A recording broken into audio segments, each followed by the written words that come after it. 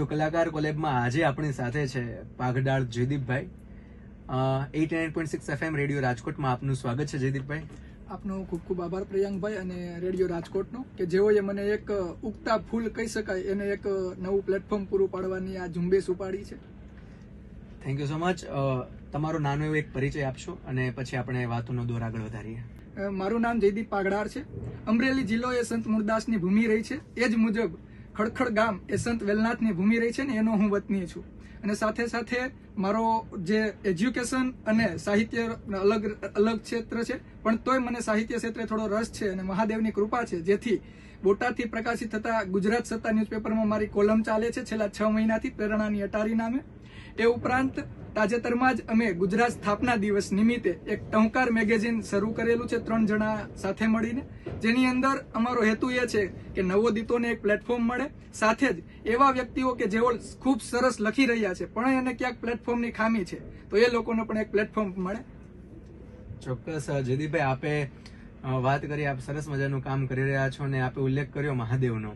તો આજે એવું કરીએ કે આપણા આખા સેશનની શરૂઆત કોઈ મહાદેવના ભાવ થકી કરીએ. તો આપના મુખે કોઈ મહાદેવનો ભાવ? ચોક્કસ. કવિ દાન બાપુની આ રચના છે, છંદ છે, ચારણી સાહિત્યનો છંદ છે.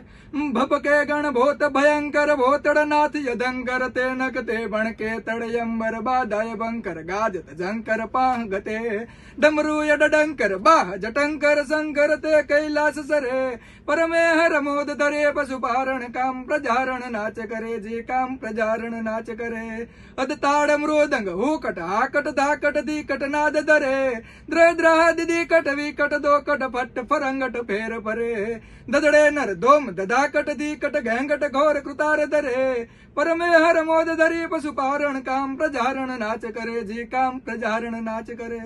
વાહ! આપણા સાહિત્યમાં કેટલા બધા ભાવો રચાયા છે. આપે મહાદેવનો એક ભાવ અહીં રજૂ કર્યો. સ્ત્રીઓ ઉપર પણ આપણા સાહિત્યમાં એટલું લખાયું છે, તો કોઈ એકાદો સ્ત્રીનો ભાવ? આર્ય રમણી એક છંદ જ છે જેમાં એક આજ્ઞાંકિત પુત્ર કેવો હોય એના વિશેનું વર્ણન કરેલું છે. રઘુકોળ ભૂષણ રામનો ગાદી તણું મુહૂર્ત હશે આગના પિતાની પાડવા એ વિકટવનમાં જઈ વસે ત્યાગી સુખો વૈભવ તણા સીતા વસે સહવાસમાં અમદેશની એ આર્ય રમણી જેનું અમર છે ઇતિહાસમાં, ભાઈ અમર છે ઇતિહાસમાં. પછી મહાસતીનું મહત્વ કેવું હોય એના વિશે લખ્યું. અનસુયાને આંગણે 3 દેવ બાળક થઈ રમે શોધ કરવા 3 સતીઓ ભ્રમિત થઈ વનમાં ભમે પરખો તમે પતિ દેવને ઊંઘી રહ્યા આવાસમાં અમદેશની એ આર્ય રમણી જેનો અમર છે ઇતિહાસમાં. પછી સત્યપાલન કેવું હોય એના વિશેનો લખેલો છંદ કે હરિશ્ચંદ્ર રાજા એ જુઓ 7 કરને સંકટ સહ્યા રાની કુંવર વેશ્યા છતાં આંખેથી આંસુ વહ્યા પતિકાજ પરિતાપો સહ્યા અંતર છતાં ઉલ્લાસમાં અમદેશની એ આર્ય રમણી જેનો અમર છે ઇતિહાસમાં, ભાઈ અમર છે ઇતિહાસમાં. અદભુત જયદીપભાઈ, આપે સરસ મજાના સ્ત્રી ઉપરના ભાવ રજૂ કર્યા કે એક આદર્શ પુત્ર કેવો હોય. પણ આજકાલ આપણે કંઈક આમ સમાજમાં જોઈએ તો આખું જનરેશન એટલો ગેપ આવી ગયો છે. જે પહેલાના જમાનાની બધી વાત હતી, આજના જમાનાની જે વાત છે એમાં ક્યાંક કોન્ફ્લિક્ટ ઊભા થાય છે, સંઘર્ષો ઊભા થાય છે. તમે જુઓ આજનો યુવાન એટલું તે જેન ઝી જે આવી છે એનો આખો ટ્રેન્ડ બદલાઈ ગયો છે. તો એમ કહેવાય કે ફાસ્ટ ફૂડનો જમાનો છે, મોબાઈલનો જમાનો છે, સોશિયલ મીડિયાનો જમાનો છે. આને લગતી કંઈક વાત, કોઈ કવિતા આપના મુખે? ઓકે, ચોક્કસ. કૃષ્ણ દવેએ લખેલી આ મને ગમતી એક ગઝલ છે. લીમડાને આવી ગયો તાવ. જનરલી તો માણસને એને આવતો હોય કે પશુ પક્ષીમાં આવતો હોય, પણ આ પહેલી વખત કે એવી રચના કે લીમડાને આવી ગયો તાવ. કે લીમડાને આવી ગયો તાવ લીમડાના દાદા કે કઈ કઈને થાક્યો જાવ હજી ફાસ્ટ ફૂડ ખાવ. કે લીમડાને આવી ગયો તાવ લીમડાના દાદા કે કઈ કઈને થાક્યો જાવ હજી ફાસ્ટ ફૂડ ખાવ. કે ટી શર્ટ ને જીન્સ વાળી માંજરી બિલાડી કે આ દૂધ આપણને નહીં ફાવે. ટી શર્ટ ને જીન્સ વાળી માંજરી બિલાડી કે આ ફાસ્ટ ફૂડ આપણને નહીં ફાવે. પીઝા ને બર્ગર ની આખી પેઢી ને શાક રોટલી ક્યાંથી ફાવે. કે વર્ષોથી બોટલમાં કેદી થઈ સડતા એ પીણાઓ પીવો ને પાવ જાવ હજી ફાસ્ટ ફૂડ ખાવ. લીમડાને આવી ગયો તાવ લીમડાના દાદા કે કઈ કઈને થાક્યો જાવ હજી ફાસ્ટ ફૂડ ખાવ. કે અપ ટુ ડેટ કાગડા ને કાગડીઓ મંડી પડ્યા છે માયકમાં કંઈક ગાવા. અપ ટુ ડેટ કાગડાને કાગડીઓ મંડી પડ્યા છે માયકમાં કંઈક ગાવા, કઈ પણ ભીંજાય નહીં એવા ખાબોચિયામાં નીકળી ગયા તમે નાહવા. કે કૂપણના ગીત લીલા પડતા મૂકીને રિમિક્સના ગાણાઓ ગાવ, જાઓ હજી ફાસ્ટ ફૂડ ખાવ. લીમડાને આવી ગયો તાવ, લીમડાના દાદા કે કઈ કઈને થાક્યો, જાવ હજી ફાસ્ટ ફૂડ ખાવ.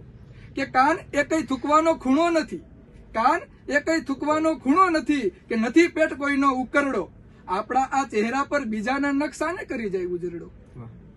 માંદા પડવું પોસાય કદી કોઈને, સાંભળ્યા છે ડોક્ટરના ભાવ, લીમડાને આવી ગયો તાવ, લીમડાના દાદા કે કઈ કઈને થાક્યો, જાવ હજી ફાસ્ટ ફૂડ ખાવ. હા ભાઈ વાહ, દવે સાહેબ એટલું ધારદાર લખે છે, એટલી સરસ મજાની એની કલમ ચાલે છે. એમાંય તે ખાસ એમના જે વ્યંગના બધા જે કાવ્યો હોય છે અદ્ભુત હોય છે, અને માની પણ આ એક સરસ રચના આપે અહીં રજૂ કરી. આપ ખુદ પણ ઘણું લખો છો, અલગ અલગ વિષયોને સ્પર્શો છો. આજે ઘણી જગ્યાએ આપણે જોઈ શકીએ કે સમાજમાં અંધશ્રદ્ધા, ઘણા બધા એલિમેન્ટ્સ અલગ અલગ છે કે જે ફેલાઈ રહ્યા છે, આગળ વધી રહ્યા છે. તો કોઈ આપે એક અંધશ્રદ્ધા ઉપર એક વાર્તા લખેલી છે, જો શક્ય બને તો એ અહીંથી પ્રસ્તુત કરશો. ચોક્કસ. આજનો આ શિક્ષિત વર્ગ કહી શકાય, કારણ કે પહેલાના સમયે એજ્યુકેશન બહુ ઓછું હતું, પણ આજે તો ખૂબ સારી એવું શિક્ષણ લોકો મેળવે છે. પણ તે છતાં ઘણા ગામડામાં વધારે પ્રમાણે કે અંધશ્રદ્ધાનો માહોલ હોય, એ અનુસંધાને મેં એક રચના વાર્તા ટાઈપ લખેલું છે, ટૂંકી વાર્તા જે રજૂ કરું છું.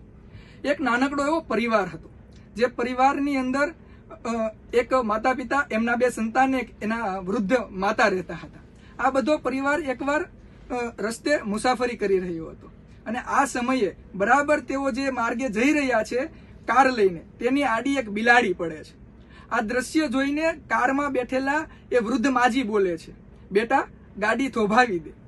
તે જે છે તેના પુત્રને કહેલું કે બેટા ગાડી થોભાવી દે, કારણ કે બિલ્લીએ આપણો રસ્તો ક્રોસ કર્યો છે, આપણે અપશુકન થાય, આપણે ત્યાંથી ના જવાય. તો આવી વિચારસરણી ધરાવતા લોકોને એ પુત્ર પણ માતાની વાત જાણીને ગાડી થોભાવે છે. ત્યારે કારમાં બેસેલી એની એક પુત્રી એવું કહે છે કે બા, શું તમે પણ આજના આ શિક્ષિત યુગમાં તમે આવી વાતોમાં હજી માનો છો? આ કેટલા ટકા યોગ્ય છે? પણ આ સમગ્ર વાર્તાની જ્યારે ચર્ચા થતી હોય એ સમયે કારમાં બેઠેલો એક નાનકડો એવો બાળક 7 વર્ષનો એ એના પપ્પાને કહે છે કે પપ્પા, જો ખરેખર આ એક શું કહેવાય કે અપશુકન કહેવાય તો મારી વાતનો તમે જવાબ આપશો. અને એણે એટલો જ સવાલ કરેલો કે જો આપણે કોઈ રસ્તેથી જઈ રહ્યા છીએ, બિલ્લી આપણો રસ્તો કાપે એ પહેલા બિલ્લી ત્યાં ઊભી છે ને આપણે એનો રસ્તો ક્રોસ કરીએ એ નિમિત્ત, અને આપણે પછી ત્યાંથી ચાલ્યા જઈએ છીએ, અને ઈ બાદ બિલાડી રસ્તો ક્રોસ કરે છે અને બિલાડીને કોઈ બીજી ગાડી આવીને ટક્કર મારે છે ને બિલાડીને મૃત્યુ થાય છે, તો એ બિલાડી માટે શું આપણે અપશુકન કહેવાય ને? ત્યારે આ શબ્દ સાંભળેલી ગાડીમાંથી એક પણ વ્યક્તિ પાસે આનો જવાબ નહોતો, કારણ કે બિલાડી એ કોઈ અપશુકન ના ગણાવી શકાય.